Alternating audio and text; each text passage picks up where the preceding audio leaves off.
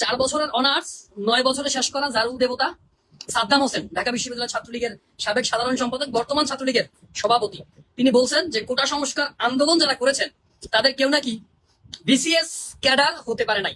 Mister Saddam, আপনাকে উদ্দেশ্য করে বলছি, আপনি একজন সন্ত্রাসী। 2019 সালে ডাকসু হামলা আপনার নেতৃত্বে হয়েছে, যেই হামলায় আমি সহ আমাদের কমপক্ষে 56 জন শিক্ষার্থী সেই সময় আহত হয়েছে। প্রথমত, আমি ডিরেক্ট এখানে কোনো কথা না বলে, মুখ না বাড়িয়ে ডিরেক্ট আপনার বক্তব্যের যুক্তি খণ্ডনে যাব। আপনি বলছেন 18 সালে যারা কোটা সংস্কার আন্দোলন করেছে তাদের কেউ ক্যাডার হতে পারেনি। আপনাকে উদ্দেশ্য করে বলছি, 18 সালে যারা কোটা আন্দোলনের নেতৃত্ব দিয়েছে, শব্দটা হবে 18 সালে যারা কোটা সংস্কার আন্দোলনের নেতৃত্ব দিয়েছে তাদের কেউ বিসিএস ক্যাডার হতে পারেনি। প্রথম কথা হচ্ছে, এই সরকার তাদেরকে বিসিএস ক্যাডার হতে দেয়নি। যারা আন্দোলন করেছে তাদের মধ্যে অসংখ্য শিক্ষার্থীকে আমি জানি, আমি চিনি, আমার বড় ভাই যারা আমাদেরকে উপদেশ দিয়েছে, পরামর্শ দিয়েছে, তাদের অসংখ্য শিক্ষার্থী ইতিমধ্যে ক্যাডার হয়েছে। কিন্তু যারা 2018 সালে কোটা সংস্কার আন্দোলনের নেতৃত্ব দিয়েছে তাদের মধ্য থেকে কেউ বিসিএস ক্যাডার হতে পারেনি। নাম্বার 1 অপশন হচ্ছে, যারা সেই সময় যারা হচ্ছে আন্দোলন নেতৃত্ব দিয়েছে তাদেরকে সরকার ক্যাডার হতে দেয়নি। এটা হচ্ছে নাম্বার 1 অপশন। নাম্বার 2 অপশন হচ্ছে, যারা সেই সময় আন্দোলন নেতৃত্ব দিয়েছে তাদের কারো নামে, তাদের মধ্যে আপনি একজনও পাবেন না যার নামে 2-5টা মামলা দেওয়া হয়নি, যার না যে জেল খাটেনি, যে রিমান্ডে যায়নি, এরকম একজনও পাবেন না। অর্থাৎ 2018 সালে যারা কোটা সংস্কার আন্দোলন করে সেই সময়ে এই ফ্যাসিস্ট, এই এই এই এই ভোট ডাকাত হাসিনাকে যারা রাতে ঘুমাতে দেয়নি, সংসদে দাঁড়িয়ে কোটা বাদ দিতে বাধ্য করেছিল, তো সেই হাসিনা তাদের প্রত্যেককে জেলে ঢুকিয়েছে। আমি তখন মাত্র সেকেন্ড ইয়ারে পড়তাম, ঢাকা বিশ্ববিদ্যালয়ে মাত্র সেকেন্ড ইয়ারে উঠছি, তখন অনার্স পড়ে, মানে অনার্সের সেকেন্ড ইয়ার, ফার্স্ট ইয়ার শেষ করে সেকেন্ড ইয়ার উঠছি। সেই আমাকেও রিমান্ডে নিছে, আমাকেও 2 মাস জেলখানায় রাখছে, সেই মামলা এখনো চলমান।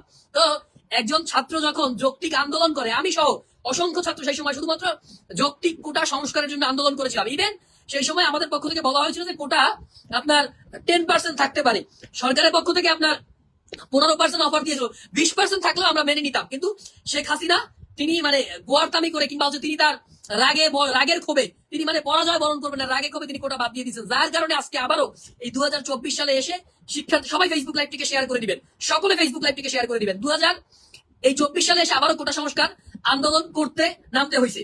তো প্রথমত সেইখানে আমরা যারা নেতৃত্ব দিয়েছে, আমাদের কারণে আসলে সরকারি চাকরি করার সুযোগ ছিল না। কারণ আমাদের রাশেদ খান সেই সময় ছিল, তার 15 দিন রিমান্ডে রাখা হয়েছে, তার নামে 2-3টা মামলা ছিল, আমার নামে মামলা ছিল, আমাকে 3-4 দিন রিমান্ড, 2টা মামলায় প্রায় 4 দিন রিমান্ডে রাখা হয়েছে। ফারুক হাসান ছিল, নূরকে তো মেরে কি করছে লাইভের সামনে আপনারা জানেন, বা অন্য যারা ছিল সবাই ফেসবুক লাইভটিকে শেয়ার করে দিবেন। প্রত্যেককে সেই সময় হামলা মামলা করে রিমান্ডে নিয়ে মেরে কেটে এমন পরিস্থিতি করছে, আমার মুখে সেই সময় মশাল জ্বালানো কাপড় দিয়ে বেঁধে 5 ঘন্টা ঢাকা বিশ্ববিদ্যালয় চালু করায় 30 জুন 2018 সালের 30 জুন নির্মম ভাবে নির্যাতন করে এরপর আমাকে কারাগারে দেওয়া হয়, পুলিশে দেওয়া হয়, এবং সেখান থেকে 2 মাস জেল খাটতে বাধ্য হই। এখন একটা জেল খাটা আসামি, আমারে তো সরকার চাকরি দিবে না, নূরকে চাকরি দিবে না, রাশেদকে চাকরি দিবে না, বা সোহরাব, মাহফুজ সহ সেই সময় আমরা যারা সবাই ফেসবুক লাইভটিকে শেয়ার করে দিবেন, আমরা যারা আন্দোলন সংগ্রাম করেছি, আমাদের কাউকে সরকার চাকরি দিত না। তো যার জন্য আমরা বাধ্য হয়ে সেই আসামি হিসেবে, যেহেতু মামলা ছিল, মামলা চলমান, সুতরাং সেখানে আমাদের চাকরি করার সুযোগ ছিল না, যেন বাধ্য হয়ে আমরা সেই সময় রাজনীতিতে আসি, ডাকসু নির্বাচন করি। এবং সাদ্দাম হোসেন, আপনাকে উদ্দেশ্য করে বলছি, সেই সময় ছাত্রলীগের সভাপতি রেজওয়ানুল হক চৌধুরী শোভন, সেই ছাত্রলীগের সভাপতি কিন্তু এই নুরুল হক নূরের কাছে পরাজিত হয়েছিল। এই নুরুল হক নূরের কাছে ছাত্রলীগের সভাপতি পরাজয় বরণ করেছে। এরপরে সমাজসেবা সম্পাদক পদে আমরা জিতেছি, আমরা সবগুলো পদেই জিতেছি। আমাদের ভোট আপনারা জালিয়াতি করেছেন, জালিয়াতি করেছেন। রাতের বেলা ডাকসু নির্বাচনের মতো, ডাকসুর মতো জায়গা, দিনের ভোট রাতের বেলা আপনারা করে ভোট বাক্সর মধ্যে হচ্ছে ভোট ভরে রেখেছেন, যেটা প্রমাণ পরবর্তীতে সাংবাদিকরা উদ্ধার করেছে, শিক্ষার্থীরা উদ্ধার করেছে।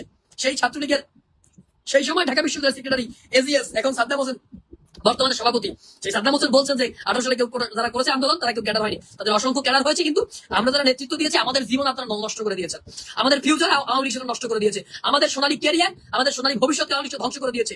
আমরা সবাই যারা ঢাকা বিশ্ববিদ্যালয়ের নেতৃত্ব দিয়েছি, প্রত্যেককে হামলা দিয়েছে, প্রত্যেককে মামলা দিয়েছে, যার জন্য আমাদের পক্ষে আসলে সরকারি চাকরি আর কোন ধরনের সরকারি চাকরি করা সম্ভব হয়নি। যাই হোক, আল্লাহ আমাদেরকে খারাপ রাখে নাই, আল্লাহ আমাদেরকে জানিয়ে রাখছে, আল্লাহ ভালো রাখছে। আল্লাহ কাছে শুকরিয়া যে আমাদের জন্য হলেও 18 সালে কোটা সংস্কার হয়েছিল, এখন আবার শিক্ষার্থীরা আন্দোলন করছে। শিক্ষার্থী যারা তরুণ যে ভাইরা আছেন, জুনিয়র যে ভাইরা আছেন, তাদেরকে আমরা সালাম জানাই, স্যালুট জানাই, তাদেরকে আমরা সাহস যোগাই, আমরা তাদের পেছনে আছি, তাদের সাথে আছি ইনশাআল্লাহ।